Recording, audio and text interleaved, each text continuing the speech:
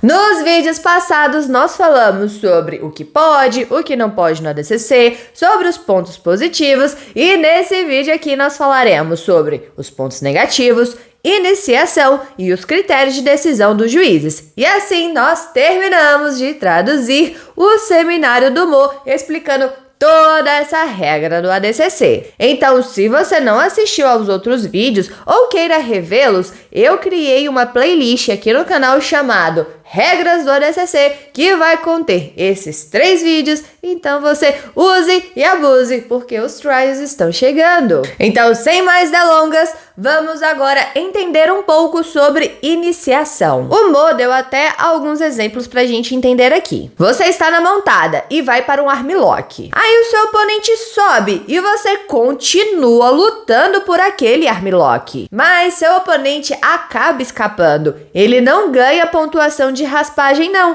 já que quem iniciou o movimento foi você. Mas agora você tá lá na montada e o seu adversário tá tentando te inverter e você meio que se apoia no chão para não cair, igual o Mo tá fazendo aqui agora. Daí você ataca um armlock e o seu oponente escapa e acaba ficando por cima. Nesse caso, raspagem para ele. Ele ganha pontuação porque ele que iniciou o movimento. Ele estava tentando te inverter. A mesma coisa se aplica à chave de pé. Quando alguém vai atacar uma chave de pé e o outro sobe, mesma situação.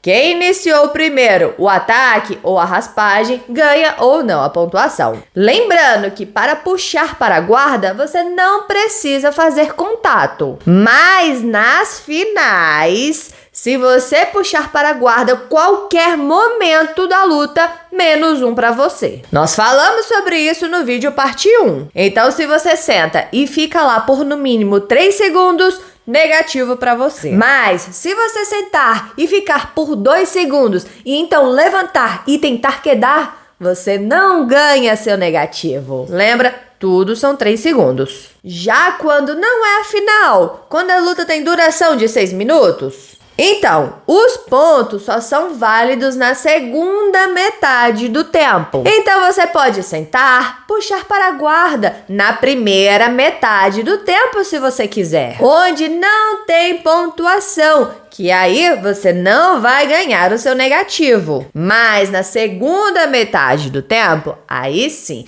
vale pontuação. E se você puxar, menos 1 para você. Vou frisar mais uma vez, já nas finais, que são 8 minutos, se referindo ao Trials, tá? Se você puxar qualquer momento da luta, negativo para você. Eles vão informar, tá? Quando ganhar esse negativo, o árbitro vai parar a luta e vai falar para o atleta, para o seu coach, que ele ganhou um negativo. Eles falaram também que se alguém pular assim na guarda e o seu oponente ficar em pé e depois a pessoa soltar, ela não ganha o negativo. Mas se a pessoa pular assim na guarda, depois de alguns segundos eles forem para o chão, ficar por 3 segundos ali, aí sim ela ganha o negativo. O Peter acrescentou, mas se referindo ao batistaca, que se nessa mesma situação alguém entra de double leg e o oponente fecha a guarda e eles caem forte no chão, não é considerado batistaca, é uma queda. Mas caso alguém vai, pule na guarda, você não pode bater ele assim no chão, porque senão vai ser considerado batistaca. Porque a iniciação não foi uma queda, ele que puxou para a guarda, entenderam? No ADCC, no período que tem pontuação e que não tem pontuação,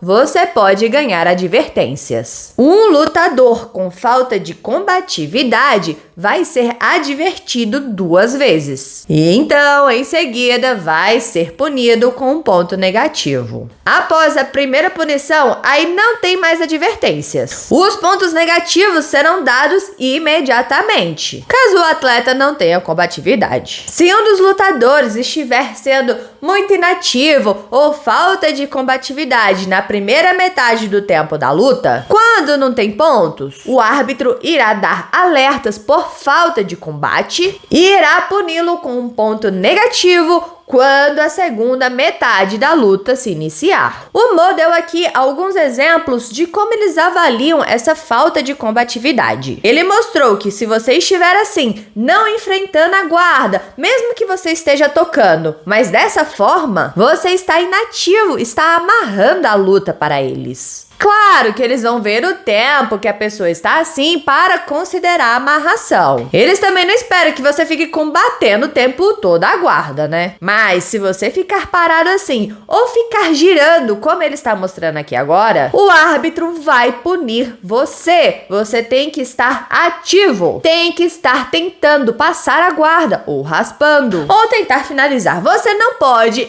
ficar fugindo da guarda. Existem 2 tipos de chamada, que é chamado por falta de combatividade, que eles falam alerta, advertência, aviso. Esta é a de pré-punição. Quando se ganha o ponto negativo, eles falam punição, falta, para a luta e te avisa do -1. E também nós temos a chamada de ação, que o árbitro fala ação, atividade, só para te motivar a se mexer. E esta não te dá ponto negativo nem nada. É só uma motivação. Entenderam a diferença dessas duas? Uma é de pré-punição, a outra é só de motivação. E a pontuação final é somado os pontos positivos subtraído dos pontos negativos.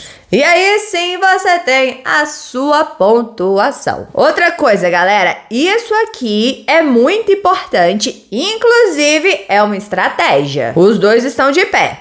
Aí você entra de double leg, mas não consegue colocar o seu oponente no chão, ele dá sprawl. E você fica lá, investindo nessa queda. Depois de 3 segundos nessa situação, você pode puxar para a guarda que não vai ganhar negativo. Mesmo que isso aconteça no período que vale pontuação, você não vai ganhar punição nessa situação. O Gordon fez isso na luta contra o Bochecha. Mas tem que ser real, viu? Você não pode ficar fingindo que vai quedar só para poder puxar, não. Senão você vai ser penalizado. Essa interpretação vai ficar a critério do árbitro. Outra coisa, galera, que é muito importante. No ADCC, só para a luta o árbitro. Então, se você tá lutando, saiu do tatame, continua lutando, não para. Tu pode estar até no meio do tatame, do lado, na mesa, na plateia. Não para a luta. Somente o árbitro para a luta. Então continua nessa investida aí. Não para porque chegou o limite do tatame, que pra eles não tem isso não.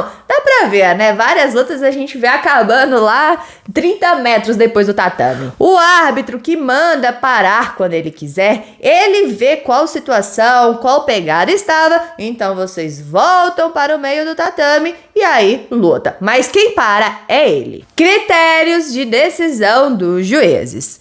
As regras do ADCC são as regras mais difíceis de se pontuar. Então é preciso incentivar os atletas para ter ação, porque o árbitro está o tempo todo memorizando quem está iniciando as posições, as ações. E o primeiro critério que eles avaliam é quem está sendo mais agressivo, mais ativo, quem está iniciando. O Mo, inclusive, usou como exemplo a luta mais controversa do último ADCC, Nick Rod contra o Cyborg, porque é uma luta que muita gente julga o resultado. Ele disse que assistiu ela umas 15 vezes e realmente aquela foi a decisão certa, porque o Nick estava iniciando quase que todas as sequências. O Cyborg teve grandes contra-ataques, mas se você assistir a luta, o Nick Rod inicia, o Cyborg dá o batistaca e o Nick quase pega as costas dele. Então, se você inicia um ataque e o seu oponente contra-ataca, ainda assim, eles dão ênfase, prioridade para quem iniciou a ação. Além da agressividade dos ataques,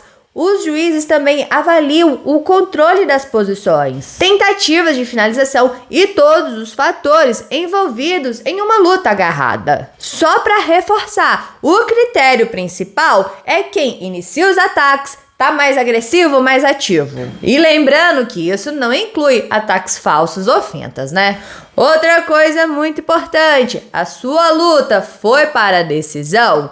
Cara, eles avaliam toda a luta e não somente a prorrogação. É do começo até o fim para essa decisão, viu? Então seja ativo a todo momento. No ADCC, nós temos o árbitro e os juízes. O árbitro possui um papel extremamente importante em monitorar os pontos, as posições, mas os juízes que são responsáveis por dar os pontos, avisos, punições. O árbitro avisa, comunica os juízes de posições de difícil visualização, como se colocou os 2 ganchos nas costas, se na montadas os joelhos estão tocando no tatame. O posicionamento do joelho na barriga, falamos bastante sobre isso no vídeo parte 2. No seminário também, galera, eles falaram bastante sobre os deveres dos árbitros, dos juízes, mas ele tá muito bem explicado nas regras escritas, que inclusive tá aqui na descrição, então eu aconselho você a ler elas. Tá tudo em português, tá bem traduzido. E assim nós terminamos de falar sobre as regras do ADCC,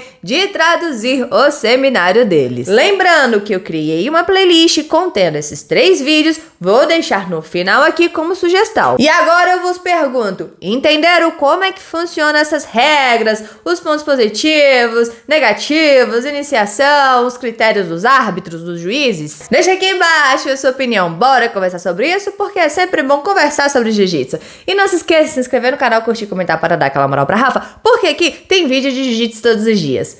Todos os dias. Então valeu, galera, ficamos por aqui. Tchau, obrigado, tudo de bom. Separei esses 2 videozinhos aqui pra você, que um é a parte 1, parte 2 dos vídeos do seminário e também temos a playlist que a gente criou. Então só clicar que você será direcionado automaticamente.